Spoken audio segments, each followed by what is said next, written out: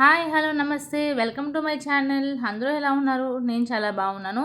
ఈరోజు బేబీస్ కోసం రాగి సబుదానా మిక్స్ ఎలా చేసుకోవాలో చూపిస్తున్నాను. ఇది చాలా హెల్తీ, అలాగే ఎంతో టేస్టీగా ఉంటుంది. పిల్లలకి మంచి వెయిట్ పుట్ అవుతారు, అలాగే బోన్ స్ట్రెంత్ బాగుంటుంది. అలాగే పిల్లలు కూడా చూడడానికి చాలా చబ్బీగా ఉంటారు. ఇది చాలా సింపుల్ అండి, చాలా ఈజీగా చేసుకోవచ్చు. సో దీనికన్నా ముందు ప్లీజ్ నా వీడియోని లైక్ చేయండి, అలాగే నా ఛానల్ సబ్స్క్రైబ్ చేసుకోకపోతే సబ్స్క్రైబ్ చేసుకోండి. ఇక్కడ ముందుగా నేను స్ప్రౌటెడ్ రాగి తీసుకున్నాను. ఒక 6 to 7 అవర్స్ రాగుల్ని నానబెట్టేసి తర్వాత ఒక 24 hours మనం ఒక క్లాత్లో కట్టు పెట్టేస్తే ఇలా మంచిగా స్ప్రౌట్స్ వస్తాయి. చూసే కదా పర్ఫెక్ట్గా, ఇంకా మంచిగా వస్తాయి స్ప్రౌట్స్. ఇలా స్ప్రౌట్స్ వచ్చిన రాగిని ఒక ప్లేట్లో వేసేసుకొని ఆరబెట్టుకోవాలి. ఫ్యాన్ కింద ఆరబెట్టుకుంటే సరిపోతుంది. మనం ఎండలో ఆరబెట్టాల్సిన అవసరం లేదు, ఎందుకంటే పెద్దగా తడేం ఉండదు. క్లాత్ వాటర్ అయితే పీల్ చేసుకుంటుంది కాబట్టి. సో ఆరిపోయిన తర్వాత ఈ విధంగా ఉంటుంది. ఈ రాగుల్ని, ఇవి 1/2 kg రాగులు అనమాట. ఇక్కడ నేను 1/2 kg రాగులు తీసుకున్నాను. దీనికి వచ్చేసి ఒక 200 grams సగ్గుబియ్యం. ఇది రాగులు ఎక్కువ తీసుకొని సగ్గుబియ్యం తక్కువ తీసుకోవాలి. ముఖ్యంగా ఈ సమ్మర్లోని పిల్లలకి చలవ చేస్తుంది ఈ సగ్గుబియ్యం ఇవ్వడం వల్ల, అందుకే నేను యాడ్ చేసుకుంటున్నాను. 1/2 kg రాగులకి 200 grams సగ్గుబియ్యం వేసి సరిపోతుంది.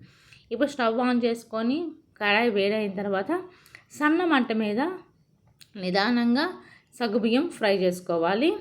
ఈ విధంగా చూపించిన విధంగా సన్న మంట మీద కలుపుకుంటూ బ్రౌన్ కలర్ వచ్చేంత వరకు, ఇక్కడ మనం చూస్తే తెలుస్తుంది కలరు. ఈ కలర్ మారుతున్నప్పుడు తీసేయాలి. ఆ తర్వాత అదే మూకుల్లో రాగులు కూడా వేసుకోవాలి. రాగులు కూడా వేసుకొని సన్న మంట మీద బాగా ఫ్రై చేసుకోవాలి. ఇది ఫ్రై అయ్యిందా లేదా అనేది ఎలా తెలుస్తుంది అంటే, మనం ఆవాలు ఫ్రై చేసినప్పుడు ఎలాగైతే చిటపటమంటాయో ఇవి కూడా పర్ఫెక్ట్గా ఫ్రై అయిపోతే అదే విధంగా చిటపటమంటూ ఉంటాయి. పర్ఫెక్ట్గా ఫ్రై అయిన తర్వాత ఇలాగ సపరేట్గా ప్లేట్లోకి తీసుకొని ఆరబెట్టుకోవాలి. బాగా చల్లగా అయిన తర్వాత మనం మిక్సీ చేసుకోవాలి. లేదు అంటే మీరు మిల్కైనా ఇచ్చుకోవచ్చు. నేనైతే మొత్తం ఇదంతా ఒకేసారి మిక్సీ చేయను.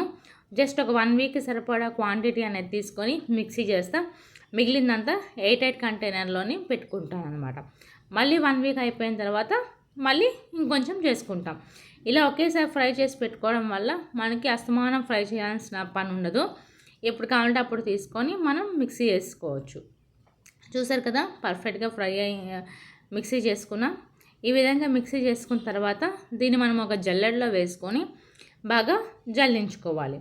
ఇలా జల్లించుకోవడం వల్ల ఏంటంటే మనకి జావ అనేది చాలా బాగుంటుంది. స్పూన్తో మనం పట్టుకుంటే జారినట్టు ఉంటుంది, అలాగే చూడడానికి బాగుంటుంది. పిల్లలు తినడానికి కూడా చాలా ఈజీగా ఉంటుంది. ఎక్కడైనా పెద్ద పెద్ద రవ్వలు లాంటివి ఉండిపోతే మళ్ళీ అది మనం మిక్సీ వేసుకోవచ్చు.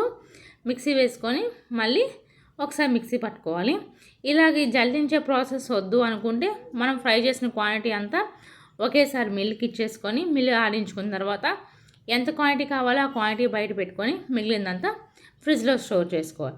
ఏది చేసినా కూడా ఈ ప్రాసెస్లో ఈ పౌడర్ మొత్తం 1 month లోపు కంప్లీట్ చేయడానికి చూసుకోవాలి.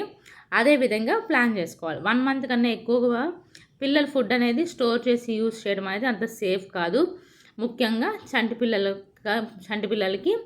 అలాగే ఇది స్టోర్ చేసినప్పుడు గ్లాస్ బౌల్లో ఆర్ గ్లాస్ జార్లో స్టోర్ చేయండి. నా రెసిపీ నచ్చింది అనుకుంటాను. Thank you.